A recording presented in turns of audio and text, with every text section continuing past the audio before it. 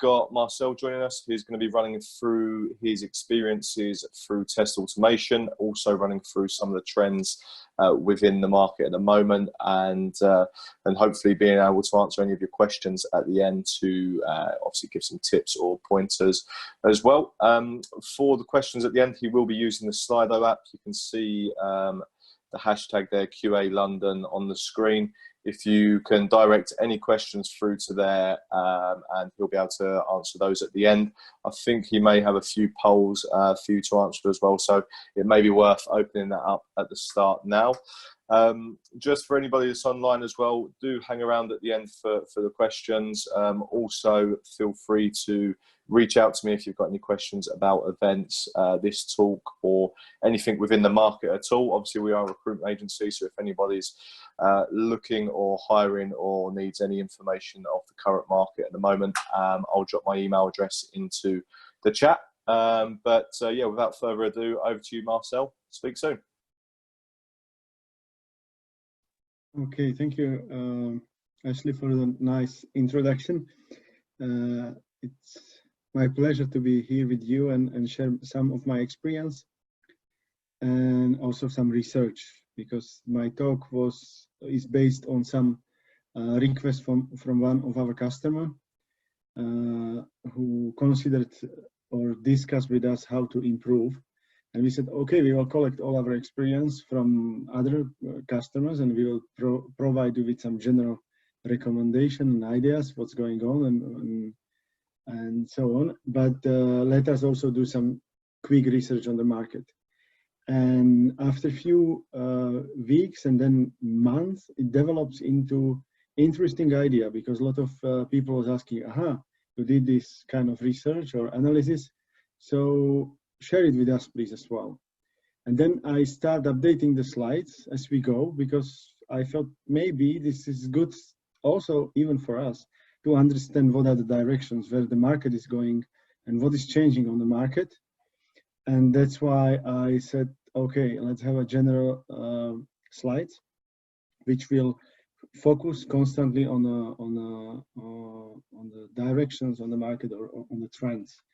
I'm not saying that this is like exact science, but these are my opinions and the topics I found interesting within the test automation era. So, so my talk is called Trends in Test Automation. Let me introduce first. My name is Marcel Veselka. I am based in Prague in Czech Republic. I'm Slovak who forgot to return from Prague back, and now I'm in Prague for 10 years, living here with two children and my wife, working on interesting IT projects, mostly in QA area and maybe banking as a domain. So I already explained that I'll try to focus on what are the moves in test automation and what are our opportunities as a people interested in testing or QA, and what might be threats in the future for us as well. So we shouldn't lose the train, as I call it. And I would start very high level on very high level, and this is the IT budgets or spending in IT in 2019. In general, it's according, I think, Gartner report, we spent 3.7 trillion US dollars in IT. And I don't understood the number. I can't imagine how big amount of money is it. So I said, okay, I'll try to write it with these 0 digits to see how big it is, but still I don't understand what the number means. So then I thought, okay, maybe it would be good to compare it with something which is more like physical or tangible.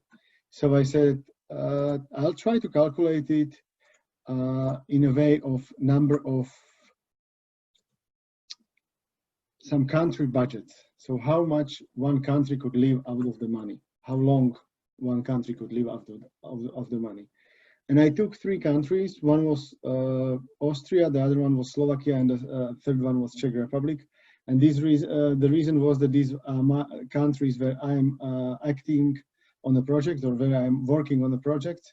That's why I chose that. And when I was shaping the presentation for a QA London meetup, or QA in London meetup, I thought, okay, so what would be most similar to the London?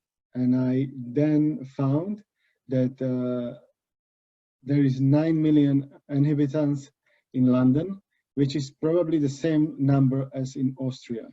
So if I would take this amount of money and I would like to spend it year by year in Austria, or maybe also in London, I didn't prepare any detailed calculation, it would take 42 years to spend the money in Austria, and the whole country could live out of it for 42 years.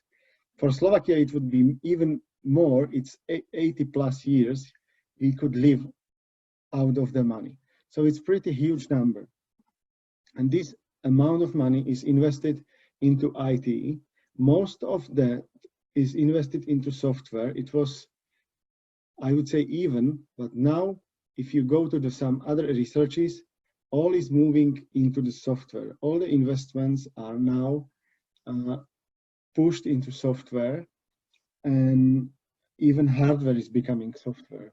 We know all these cloud and other infrastructure as a service things, which are basically running as a software. So one thing is that there is a huge investment into software. The other thing on IT, or within the IT market, is that frequency of deployment, or speed, or time to market is growing. This is pretty old statistics from 2014, from one of the, some people say, DevOps Bible, the Phoenix project book, and you might see how often companies changing the software in production. Of course, this is not only about the application itself. There is a lot of data changes and other things, but this all impacts the quality of services they are providing. So huge investment and a lot of changes in production.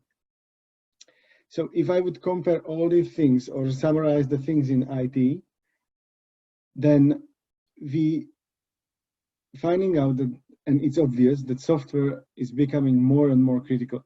Basically, there is no company, there is no business without software anymore. And this kind of trends or direction giving us some inputs into the testing, or software testing. And for that, I said, okay, if this is a high-level view on IT, what are the impacts on testing? What is changing in the testing? If the speed and software is running the world, and the speed and quality is becoming more and more important. So I was trying to shape the trends, or the activities which are running in testing. And I prepare 4 areas where I think a lot of is going on. First, the expectation. Testing is not about testers anymore. Now the expectation from the testing itself is that we do more than only testing, and not only testers are tests. So instead of saying, okay, we are the testers, we are saying within the team, we need testing. So software quality becomes cross-functional responsibility instead of some silos where the test managers, test analysts, and testers live. And the other thing is that the skills and competencies demanded from the market or from other employers are much wider. Now we need to deal with more technical skills. We need to understand how the load testing works. We often do some security testing and usability testing as well. So the expectation and responsibility is one thing which is heavily changing last few years, and it will change and maybe mature in the next years, and it will impact the automation I'll talk later about. The second one, it's related to that change. The companies and businesses are trying to reorganize. So there is a lot of transformation going on. A lot of companies are moving to the DevOps or Agile past years, but now it's becoming more DevOps. And a lot of companies are trying to implement more shift left and shift right approaches. There is no any silos within the organization. Even the performance testing we were used to run at the end of development lifecycle, now it's distributed over the sprints, or spread it over the sprints. So we run performance testing as a sprint activity as well. The third one is market moves.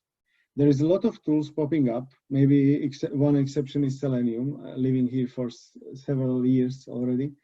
But a lot of new tools are popping up, and a lot of open source tools are trying to provide solutions for us as a testers, but also a lot of vendors trying to consolidate the market. And if I would just take a few examples, for instance, Atlassian, you might know as a supplier or vendor providing Jira, acquired more than 20 different countries past years and invest more than $1 billion to acquire the companies. And maybe you might say, okay, but this is the bigger game. This is about the testing. But if I would go into the testing area, I choose just two examples. One is the Tricentis, who is named by Gartner as a leader in test automation, and other one is SmartBear. You might see that also these testing players or testing companies are trying to acquire a lot of other companies as well to consolidate the market, and also to offer end-to-end solutions. So this is the third, like a testing trends, but it's maybe even IT trend, I would say, a consolidation of the market. And what brings us, or what this brings to the test automation, it's the knowledge of tooling, or demand, how much tools we need to know, or how dynamically it's changing. So it's not easy to focus only on one tool and live with that 15 years. The tools are popping up and disappearing, or are consolidated with some other different tools and merged together. Then I would say fourth trend within the testing is some disruption and disruptors.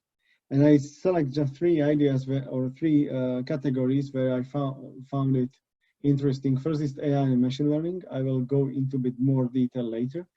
Then RPA, I'll also mention it in automation section, because both are with a huge potential of, actually AI and machine learning has a huge potential in an automation, and RPA is basically automation in production.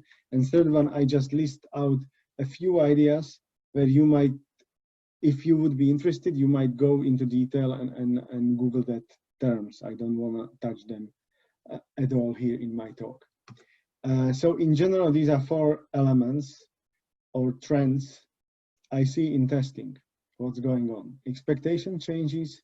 The responsibility of testing is not the testing team responsibility only job.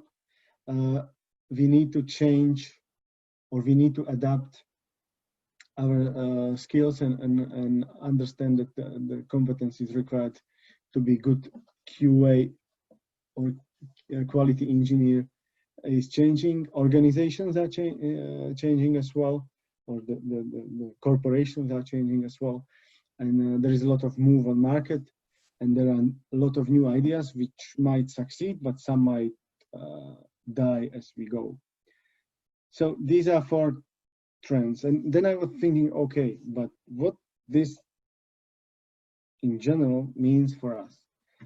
And there is nothing new. I would say everybody is trying to get it cheaper, make it quicker, and with better quality.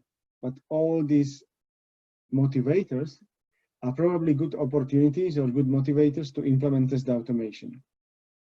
So I was then digging into more details of trends in test automation. So what are the trends in test automation? And for this topic, which is basically the main or the key message I would like to share with you, I split it into two levels. One is the, I would say, management view or macroeconomical view, going through the numbers. And then I focus on kind of processes and tools as a second part. So I'll start with that numbers first, and then I'll focus on tooling and processes and approaches which are coming into test automation, where I think you might say here that this is obvious, we're already using it several years, but believe me, I saw a lot of companies out there, they didn't even start with test automation. You will see the numbers, it's not too many. But for some of you, these trends might not be very new, but it might be a good reminder what other options and tools you could use. So before I will start with the first section, which is more about the numbers, I will just like to remind you that if you have any question, please raise the questions into Slido. We will deal with that hopefully maybe in the middle of my talk, or maybe at the end of the talk. We'll see how, if I will be quickly running out of time, then I will leave the questions at the end. If not, then I will use whatever it's posted there to process it within my talk. So I'll continue with a few numbers. So as I said, there are many, I collect a lot of statistics and surveys, not only from the Gartner, but also from other companies. Somebody might like, and somebody would say, no, this is not the preferred way of doing testing, but I will start with first, which is ISTQB. And there was a pretty, I would say, already old report 2 years ago, where they said the most trendy topic will be test automation, which might be obvious. What might be more interesting is that last year, end of last year, they released or issued one more report, and they said not only test automation, but test automation and AI and machine learning will be the trendy topic in the future. Then I saw some other report, which is about DevOps. And for the DevOps, I don't remember the company, but it was with cooperation with Google. They said that elite DevOps teams perform only 10% of manual testing. All the rest is done automatically. And I was a bit, I can't believe that number, because they are saying that the statistics are from now, it's survey, it's not like prediction. It's already measured by some questionnaires from the attendees of that survey. And it's already 2 years old. So it's not even now, it's 2 years, or it was 2 years ago when they were asking, the participants of that survey. So I was still not very convinced with the numbers. So I was trying to search for some more and more numbers. I will quickly show you the other things. The other survey, and I could provide all the resources for the survey, is saying that by 5 years, the test automation will become more than double bigger than it is now. So if we would take the report from last year, there is other source of information where they said $40 billion is size of overall testing market. And if you research more, then you will find out that the market itself will grow approximately 32% within 5 years in total, but the automation itself will become bigger piece of that overall market. So it looks that test automation, if the predictions are right, but I know that because of COVID and a lot of other things, numbers might change. But if the prediction or direction is right, then automation activities or automated testing eating the non-automated testing. So automation will overtake testing. A lot of people will argue that it's not true, it might never, or it will never happen, and so on. But if you think about the automation as a, I would call it simple and stupid scripting, then the automation so far took only this boring and repetitive task, and this was the first step. And now with AI and machine learning, and I can't predict whether it will be 3, 5, 10, 15 years, but if this will happen, then also a more intelligent and intellectual part of test automation or testing might be taken by test automation. Of course, there will be always special cases, but the AI and machine learning may also improve opportunities for test automation to be implemented into more and more areas. And as I said, I wasn't able to believe that the numbers might grow so quickly. This is the other report, and this just says how much companies already adopted test automation.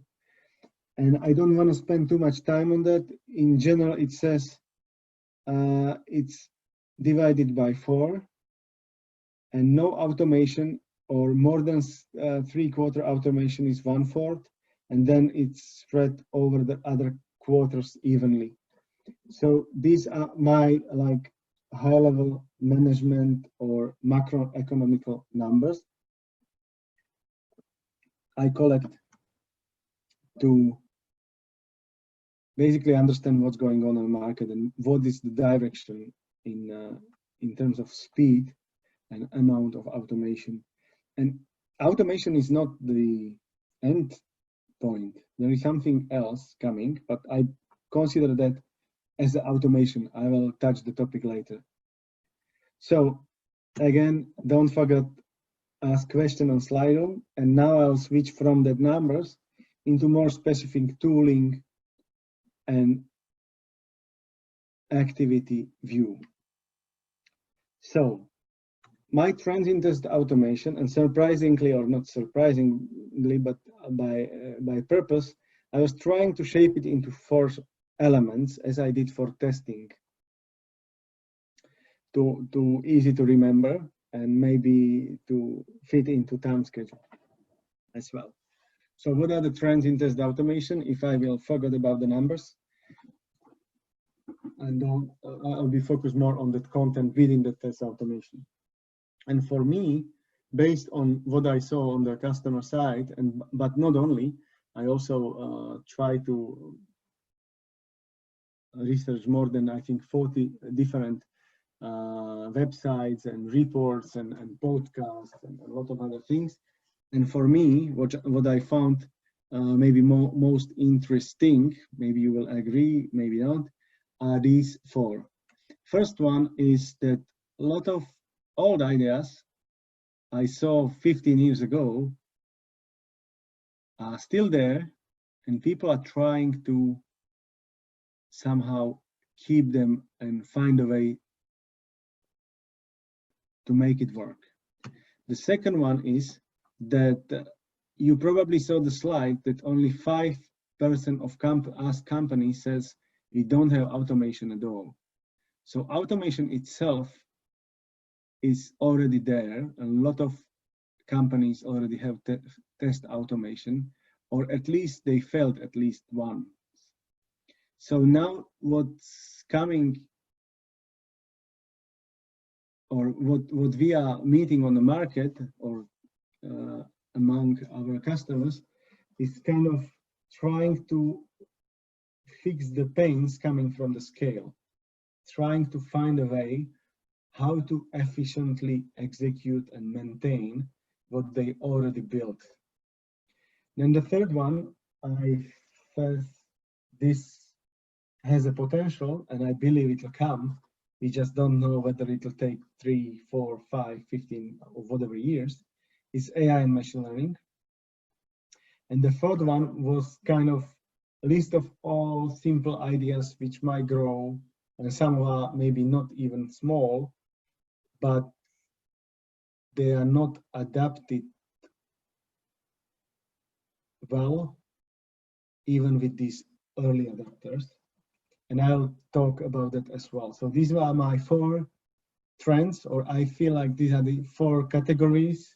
And I'd like to now go one by one and explain what I mean by that.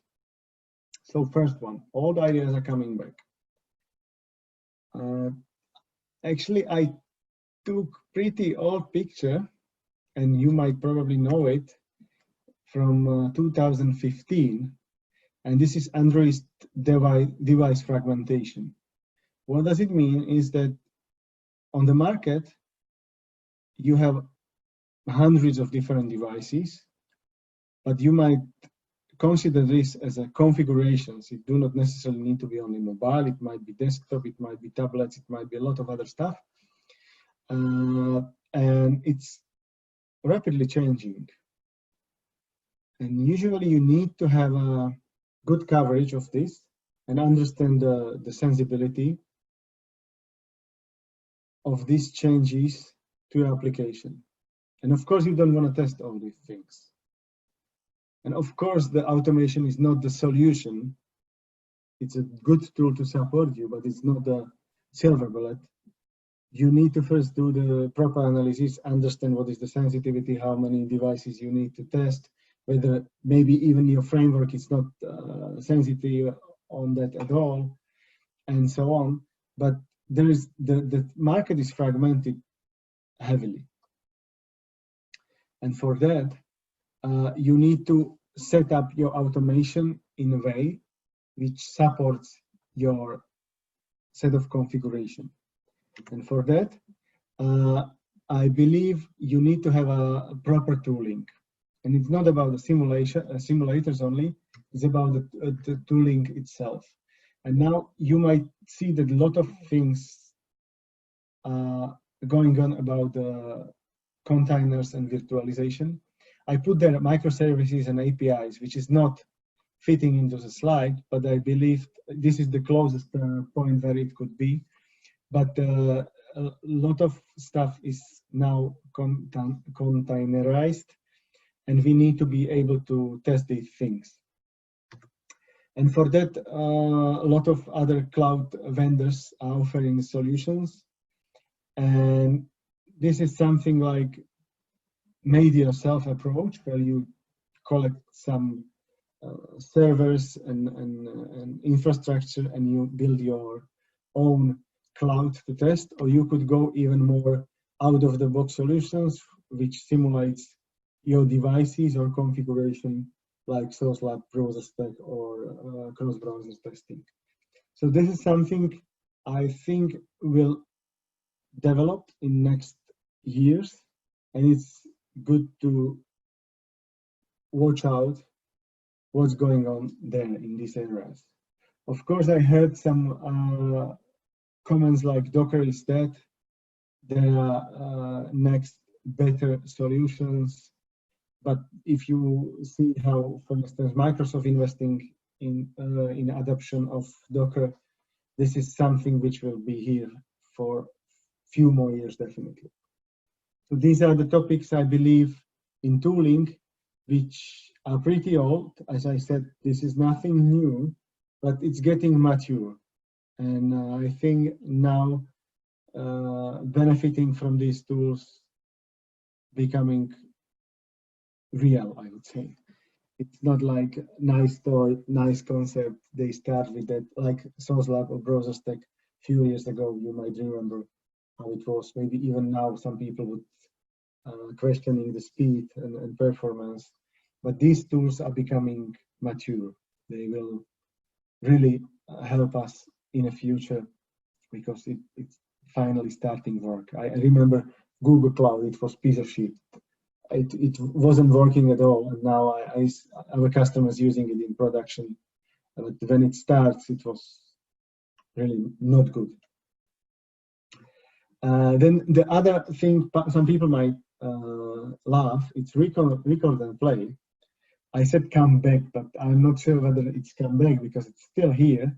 And if you go tool by tool, almost every tool has some record and play functionality, especially commercial vendors. So this is probably something customers are willing to pay for. So I know that some open source tools don't have it, but even the Selenium IDE is using, or Selenium itself is having Selenium IDE, which was actually rewritten 2 years ago. And maybe a lot of, when I'm talking to other guys, I find out that a lot of people didn't notice that. And there is a lot of nice features in new Selenium IDE, like export to JSON, maybe integration into CI pipeline, and a lot of other stuff. And I saw actually that Selenium IDE was used to test some banking software, and they were running this test for 2 years. And I saw also some other examples where the guys were running CRM regression testing using just Selenium IDE. And I know that a lot of automation experts would say these guys have to be crazy. It can't work, it's not scalable, it's not maintainable. And there are some cases where this could work. I was surprised, but I saw it. The other different thing is that even this recon and play, some companies are trying to implement in a way that is improving your scripting or scripted projects. And I saw some demo. I don't have a personal experience, but Parasoft Signing is a commercial tool, and you can easily generate a new test using good practice of scripted test automation, like page objects, and integrate with your existing Java project. So this is also something worth to look at. And I'm not saying, and I'm not selling the tool, but I believe this is some kind of concept which might be interesting, and maybe it'll pop up somewhere else within some other tool, or maybe you might find this tool interesting for you to buy. I'm a big fan of open source tools, but if you are willing to, or you prefer commercial tools, this might be a good example, or just see the concept. The other kind of things, and this is coming again and again, is a lot of people is saying Selenium is here more than 14, 15 years, I don't know exactly, but it's pretty veteran if we compare it with other tools and how the market in IT is changing. And a lot of people criticizing the Selenium. I don't want to go into detail, but what I would like to mention here is that there is a lot of new kids on the block, like Cypress, Playwright, or Nightwatch, Puppeteer, or Test Cafe. And these tools are trying to replace, or at least they are stating, especially Cypress had some kind of campaign comparing themselves with Selenium. And they are saying that they are better and they will once replace Selenium. We'll see whether Selenium 4 will keep up with these new guys, because there is a lot of energy. There are big vendors like Playwright is supported by Microsoft, or Puppeteer by Google, but Selenium itself was also supported by Google, or it's still, I would say, and there is a lot of community. But the point here is that some voices are coming and saying that maybe Selenium era is over. So it's good to be prepared, or at least understand why not to use, where to use the Selenium, and where the other tools, and what might be the new Selenium. The second one, pain of scale. Once you automate, and you probably know there are a lot of reports out there, but I do not need to have any report to understand that often in automation, the biggest pain is execution and maintenance. Execution, because if you scale your automation, you want to have quick feedback, but sometimes it takes too long, so you need to optimize the execution time. And the maintain, of course, you need to assess all the test results and then fix whatever was failing and so on. So these are the two biggest pains if you building up, or if you already built something and you want to maintain or keep it running. And for that, I selected a few ideas I found interesting, and I think this is trend or something which will come into the tools which are out there, or some tool will compete with the functionalities. Some tools already have that. And first one I call, and I think this is a term from a quality report by Micro Focus and Capgemini. They call it intelligent test automation. So I saw also some other term like dynamic test automation, but this is basically a simple approach. And I'll start explaining it by story. So when we start few years ago, there was no DevOps, there was no even CI. We did a lot of like manual test execution. I open the tool or IDE and execute the tests. Then we said, okay, it would be good to have some regular runs. And for the folks coming from the Windows world, you might remember Windows Scheduler. We had a few machines in a corner running Windows schedulers and executing our tests. And then, okay, we move it maybe to the Jenkins or some other kind of CI tool and run it regularly. And after that, we try to integrate it with our Git or subversion of whatever versioning system.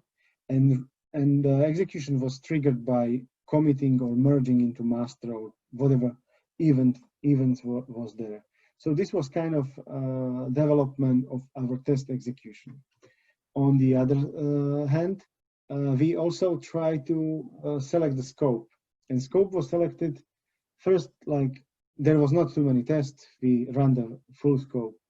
Then we start manually select, and now there are tools dynamically selecting test cases to execute. So in general, if you combine these two, and you might bring also some other things, you will have a test execution intelligence or intelligent test execution to execute the specific test. Then the other concept coming here is some kind of self-healing. So if your test fails, they could re-execute themselves and fix the code implementing the test. How it works, you need to have several features implemented. First is locators. You know that maybe the stupid things, and we are running these things for several years already, and nobody invent anything better, like which could be which is already adapted. So this is the old-fashioned, but I think 80, maybe 90% of companies still using it. You're using locators, but to make it easier in the future, for instance, this is example from Selenium IDE. It records several locators, and if first fail, then it tries second, third, and fourth.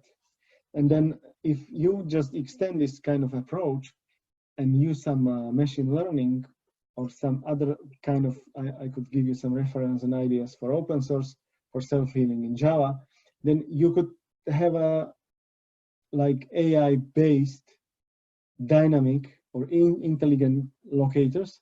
When you, instead of writing locators or set of locators, you said, okay, click on the Twitter button.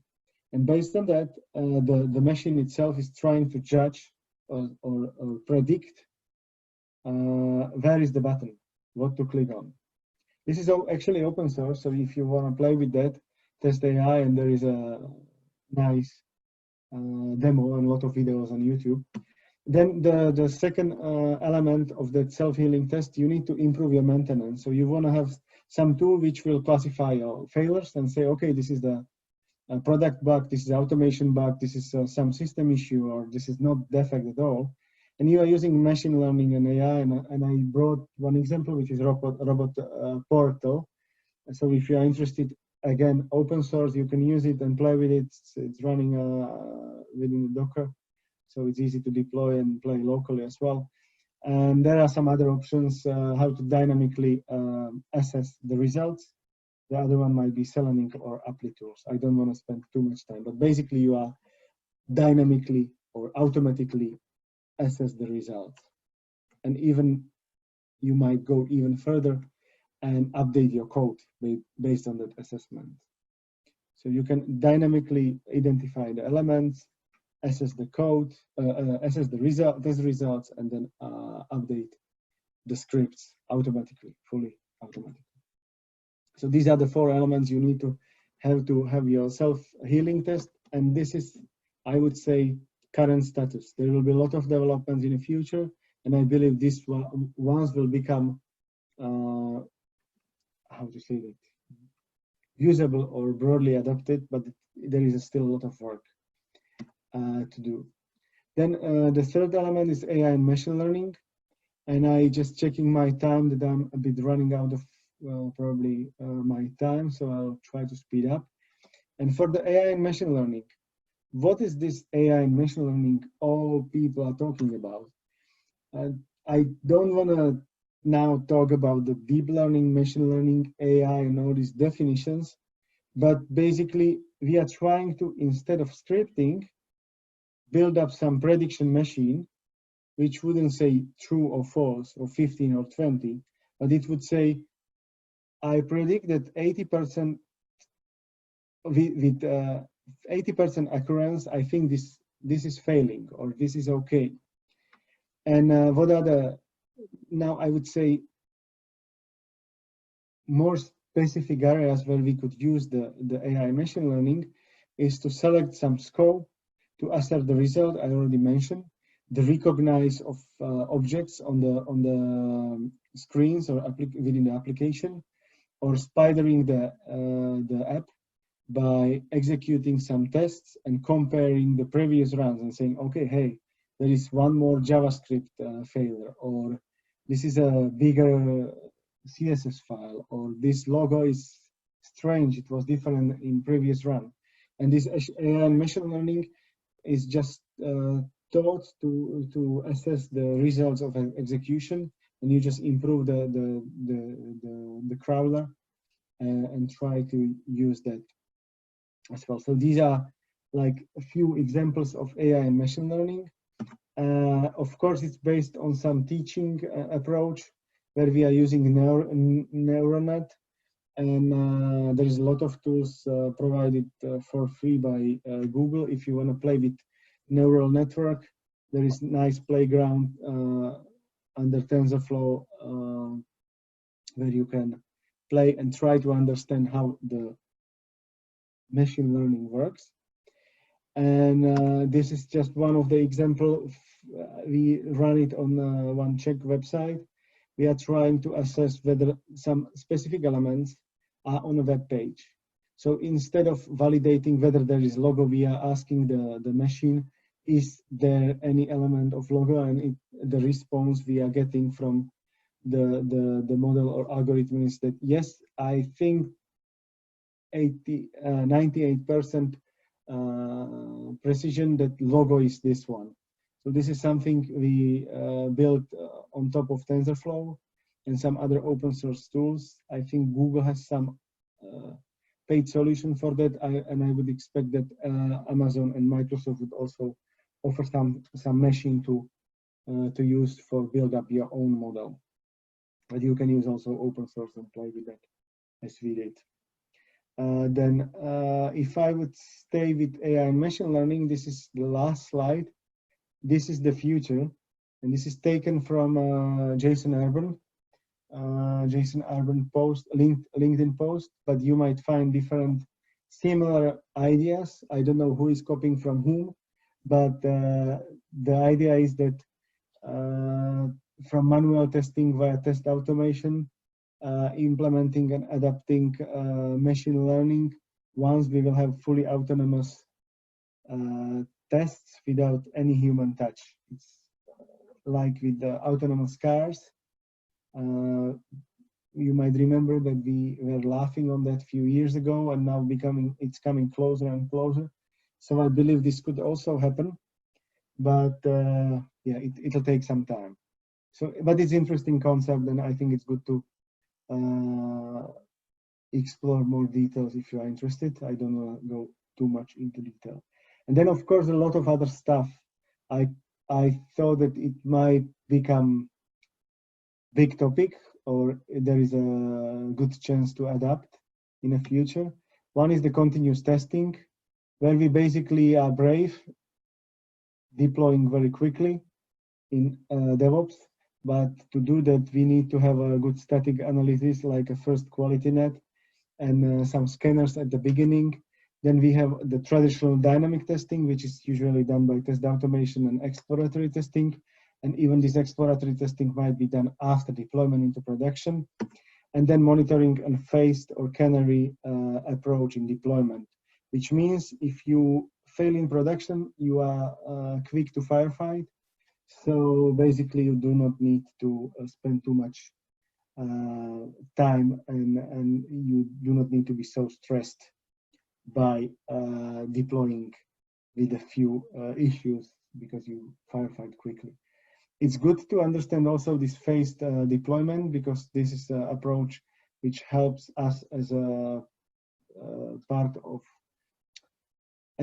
agile team members, because this basically means that we have several versions we need to deal with, and we deploy, I don't know, maybe for specific region, one version of application, and we monitor how it works, and if it's okay, then we just roll out to the other segments of the market or other set of customers. And this brings this continuous testing. When I saw it first time, I thought this is a marketing bullshit. But I find out actually on our currently running projects, it has a huge power. And for that, we are using a lot of tools, and the continuous testing approach is basically trying to automate as much as possible all the activities you do.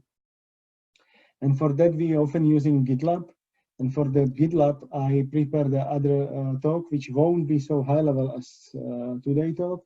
I will go much more in deeper. I will not have any slides, anything.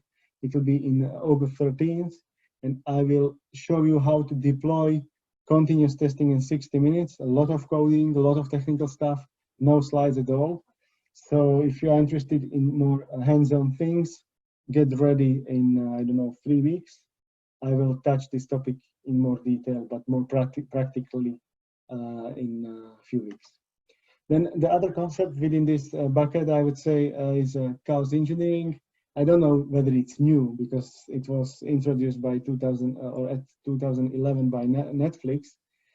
But by adapting microservices, this is basically trying to destroy your production, or trying to destroy your environment by removing databases, by trying to fail your containers, and a lot of other stuff. There are more than 20 tools available on this area where I did the research.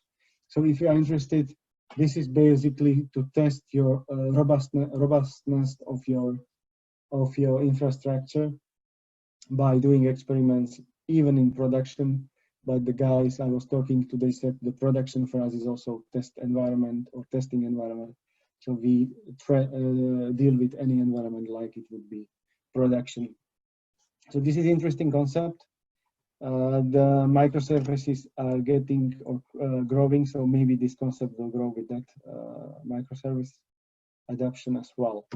Then the robotic process automation, I would say this is a fix for failure in design, because you're just trying to bring this automation into production. But if the system design was done properly, you do not need to do any robotic process automation. But for many business people, they found it quicker than asking the IT departments to adjust the IT systems or to introduce some new interfaces. This is also an interesting topic. Some people are saying it's good to go here because there are more money. Basically, this is test automation, but better paid. And there is a lot of tools. There are a lot of tools coming from RPA into testing, and some tools from testing into RPA. But there is I would say, okay, you need to understand better the operations, the business operation, but the technical difference is that the environment is more stable and you do a lot of stuff on production.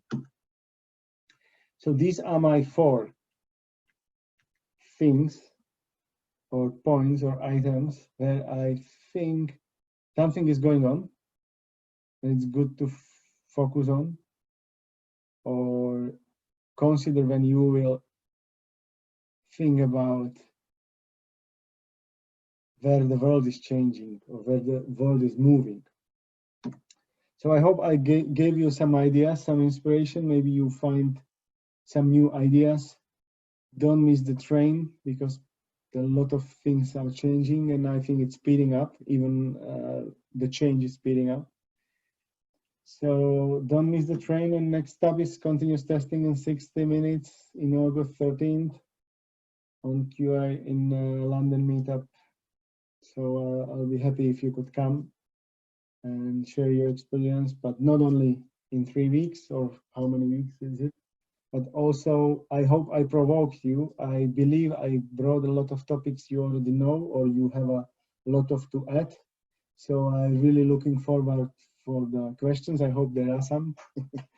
And I'm really looking forward for discussion after my talk. So I would like to thank you. If we will not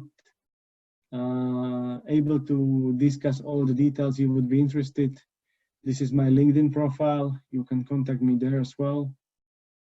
So thank you very much for listening and hope there are some questions. Thank you. Excellent. Thanks for that, Marcel. I think if you do jump on Slido, there's a few questions on there at the moment. So I'll let you take over again and run through those. But like Marcel said there, if there's any questions that you might have after this, feel free to reach out to either of us and we can obviously run through those as well. Okay.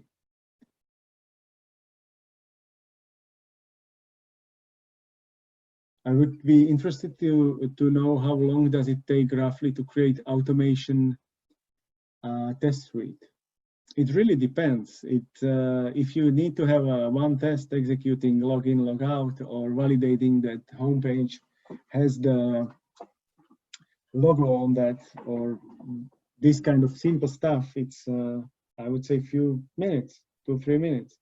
If you want to play with automation, maybe the easiest way is download the plugin to Chrome to Selenium ID to understand the concept, that there are some steps, some validations, and so on.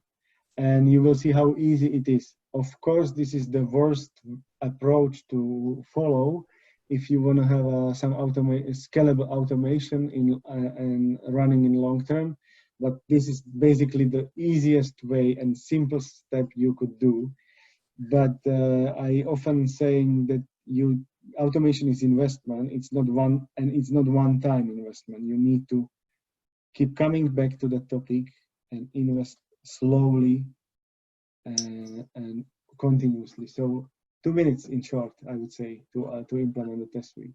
Okay, I was thinking in respect to a project, in any project that you've been on probably your current project, how long has it taken you to create the test suite? Okay, thanks for clarifying. So this is more, I would say, related to approach how to start with the test automation, because what we do is usually if the customers ask for implementing test automation, we start with some small proof of concept or some examples, which some people might criticize that this is not to prove the overall automation. But for instance, consider we are active a lot in banking and insurance or finance in general. And for instance, if you have, I don't know, create contract test or this kind of area of opening account, then you select a few tests. And for that, it depends on tooling, infrastructure, security requirements, and so on. This might take 5 days. of course, you need to prepare everything, so you do not wait for an infrastructure guy to provide a hardware, tooling, access rights, and all these things. You just provide a list of stuff you need, and then there is a lot of waiting. Usually, we work for corporations where we wait for approvals and giving us the access and everything. So there is more waiting time. But actually, I would say when we start, my rule of thumb, if I don't understand the app at all, I usually start one test is 1 day of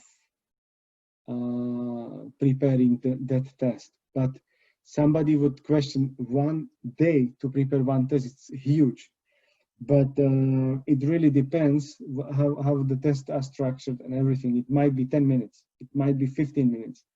But if I don't know nothing about the project, but this is not often, then I would start with 1 day, and then it depends how, which kind of approach you could follow. If it's data-driven, like you have one flow and 150 combination, for instance, mortgage loans are a nice example. When you test mortgage loan application for mortgage loans, there are plenty of fields customer usually demand to fill out, but the flows is very, I would say, stable or same. So you automate the flow and then adding extra tests, it's easy. So I don't know, it really depends. I can't tell you 2 minutes, 20 minutes, or 1 day. I think automation testing is still part of testing, and testing is context based. So it is contextual, right? So it depends upon application to application, domains to domains. So this is very subjective. Yeah, I fully agree. Yeah, it's not easy to say. It's as you said, context driven. Thanks for adding that. I see what you're saying. Why I ask this, because I've been on projects where it's taken weeks, months before the automation suite is completed, and I just wondered if is that considered to be normal, or is it like colleague just said, is that because the type of domains, etc., that is needed? So it does, or I think that my problem is the conception. The people believe that automation, like you're saying, is the way forward. But projects that I've been on, it's taken ages to get that automating suite going.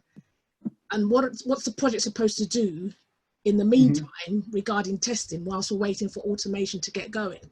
And then by the time they've actually finished, the software's changed, and then they've got to rejig it again. So how do you overcome that? Yes, actually, this is a very good question, and I think this is about this. If I would compare it with the investment, it's something like compounding interest. You start small, adding more and more and more, and benefit out of growing that. The benefit is really small. So start with as I said, checking that login screen, the logo is there, or the footer is there. Try to log in, and this is your first test, automated test, or some people would say check, because they said that the automation is only checking, not testing. But I would start with that and gradually adding more tests into that. And a lot of challenges might coming from the environment you are working in. Sometimes people are saying automation is expensive, but a lot of, or often it's not about the automation itself. The expensive is the environment you are living in, because there are so many constraints. You can't, I don't know, you don't have the admin rights, or you are pushed to the environment where the constraints like you would be in a banking test, production environment. So you cannot install any tools there, or all the tools need some specific approval, or they are saying, okay, we will control your versioning and a lot of other stuff. So yeah, I would start small and scale up, in long term. Because a lot of what is one of the big failures I saw, a lot of, especially it's coming from management, managers just say, okay, I was on the conference with Gartner or whatever big guys, McKinsey or other advisors, and they said we should automate everything. So I go to the shareholders and they gave me the budget to automate everything. We will do it next quarter. But then it failed because nobody's taking care about the maintenance. There is no any commitment from the team or buy-in from the team. They just build up the machine and let it die after that. So I think it's not about it's not one-time activity. If you want to succeed, you need to invest in long term. And you decide the amount, how much. So, did I answer the? Yeah, I'm getting a better idea. It's just that, you know, I totally get, you know, a lot of people say that, oh, automation is the way, and I do believe it is very useful way of testing, but I'm kind of not 100% bought in that it can totally replace all testing. That's my because of all these things that you say that you come against doing to create your suite and getting everything working effectively. I think, you know, the biggest challenge here is to match the expectation, especially in the world of agile, when we have, you know, a fast-paced sprint and we expect, you know, to do testing in sprint testing very fast, right? Manual testing, automation testing, everything, right? I guess what you are saying, right? The biggest challenge here is to match the expectation. Maybe you want to start small, you know, you want to create a small set of POC done first and then scale up your automation projects. So that may be, you know, a way going forward for you guys. Yeah, my opinion on this is that automation is actually just tool. When you are doing testing and using Excel or whatever, Jira or some test management tool to track your results, automation is just another tool we should use in modern testing. It's not a replacement. It's just you have an extra tool in your box to use. And of course, you might use it in a clever or stupid way. And that's why I'm saying start trying small and search for the ways of using it where it gives you the best benefit.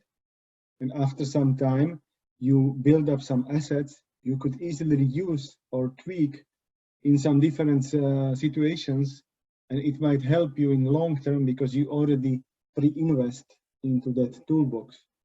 So I don't believe this is not about automation versus manual. It's just the tool for tester, and I would suggest not to distinguish between manual and automate. It's just tooling we are using as a testers to make our life easier. Yeah, that makes sense. Yeah. So let me continue with the other questions.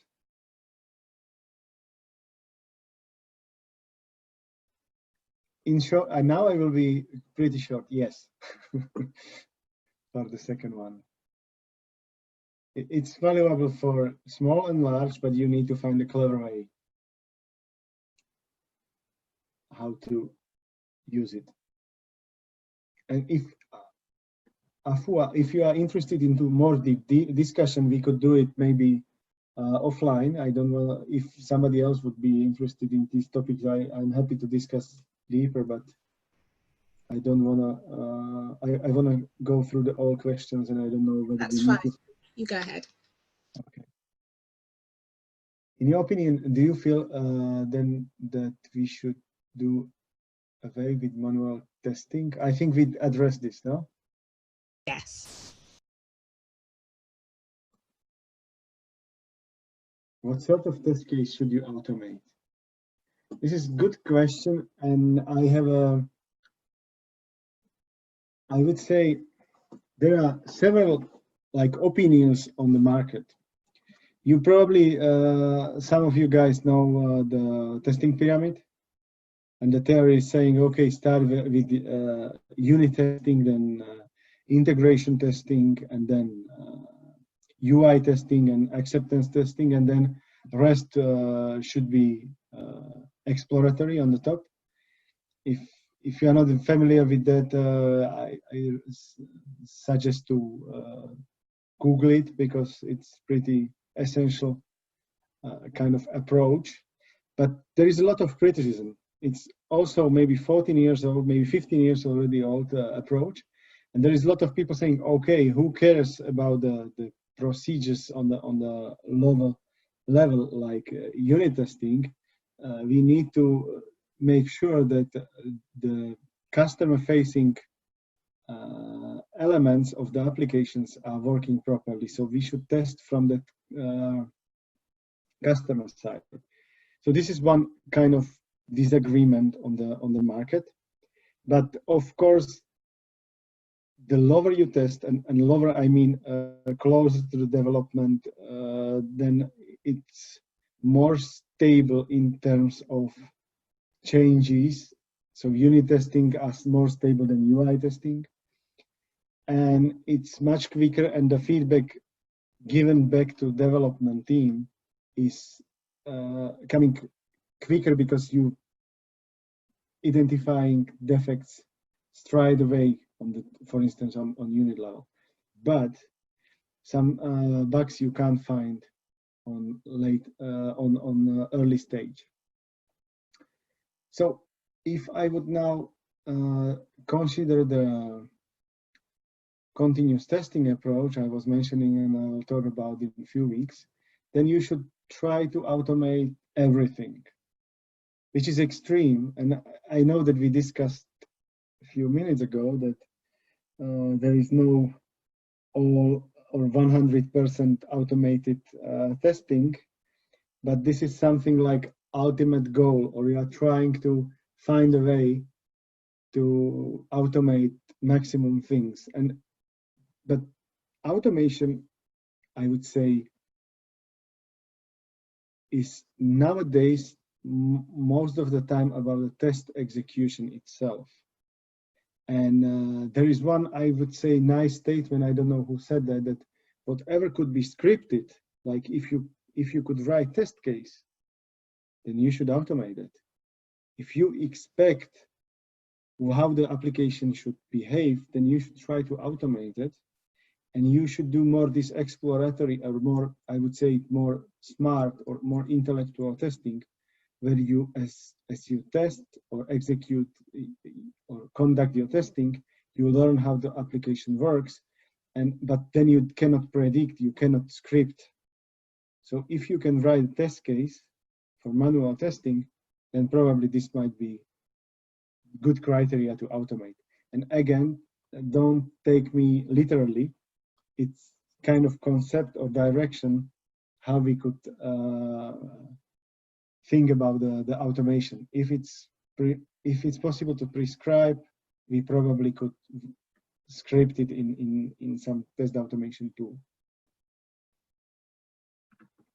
So what sort of test case? I would say try everything, and I know it's, I don't know, one of colleague already mentioned that it's context driven, so it's not easy to say. You need to understand before you say right or left, or green or blue, or UI or API. I think the most sexy for management and customers is UI, which is crazy because the guys could see some robot clicking on the UI, but this is not the maybe most efficient one, but that's the, how to say that,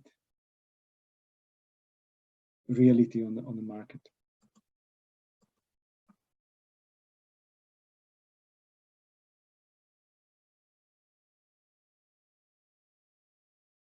A lot of companies believe that developers should write automation tests. Do you think that would be the end of the tester's role, more like SDET? Your thoughts? This is again kind of extreme view. I saw a lot of, if you are interested in this topic, James Whittaker, ex-Google, ex-Microsoft.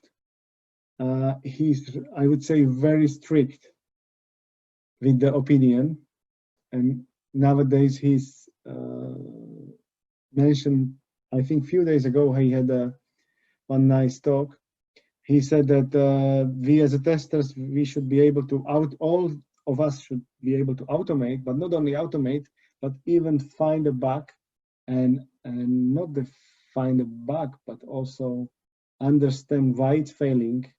And I think he even mentioned that we should be able to fix it, which is, I would say, a bit radical idea. And you asking about my thoughts, and I am questioning myself, what will be the next step? Because the era where we said you do not need to be technical, you are good in business, I think it's over. Now I'm meeting a lot of customers and people out there on the market, and they are saying you need to understand IT. It's more IT, and businesses are becoming simpler and simpler. If you are too complex, you will probably die. You might see the banking nowadays, and you might see a lot of startups fighting with the banks like Revolut or any other kind of banking or even finance market solutions. And the first fight is on that simplicity on business. Then what's happening is that if this is simple, then usually there is a lot of new complexity coming from the new IT infrastructure like microservices, tools and clouds and development and all these things. So I think we as a testers need to become more technical. And I don't know whether the next step is becoming a developers, or we will just teach the machines how to assess the results. So we will be more AI and machine learning experts, trying to setting up the tools to do testing for us. I don't know. It won't happen next 5 to 10 years, but I think it's changing. So it's good to watching what's going on out there. I just know that the train is moving, so don't miss it. As I call my presentation, don't miss your train. And yeah, I hope this was actually a good question at the end. So I don't know whether there are some more.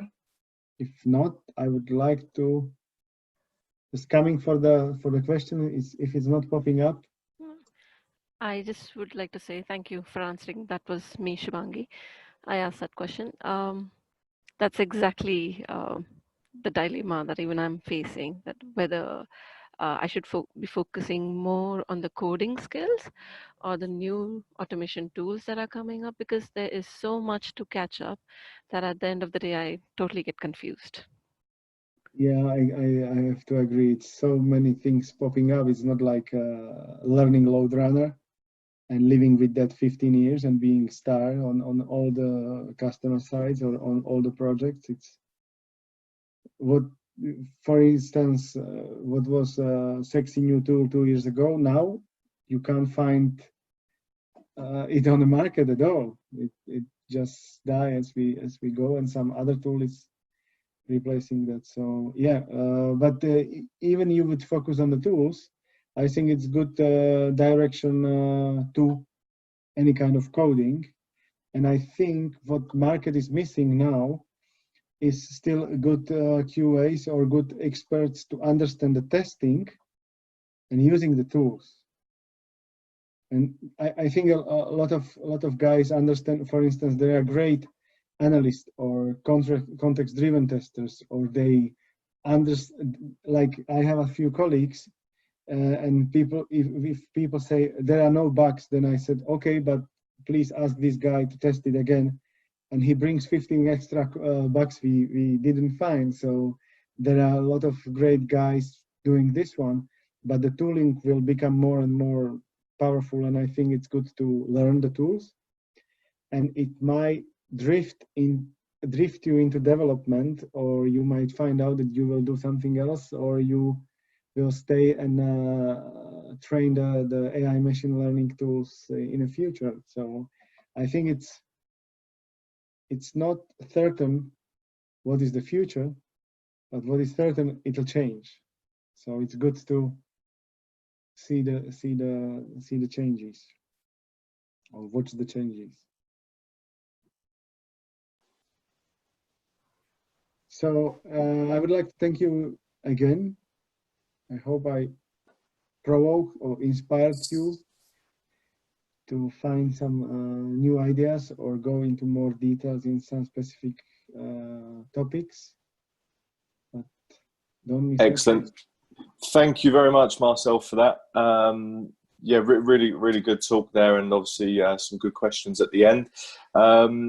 As Marcel did mention, he will be back on the 13th of August as well, which is going to be, no slides and just a full demo from him as well. So I'll share all of the details of that with everybody in due course. The recording for this will go out tomorrow. But like Marcel said, his LinkedIn's on the screen there. Any questions at all, feel free to reach out to either of us and we'll be able to get back to you from there. But thanks everybody for joining us. Thanks again, Marcel. I'll speak to you all soon. Take care. Thank you. Thank you. Thank you. Bye. Bye.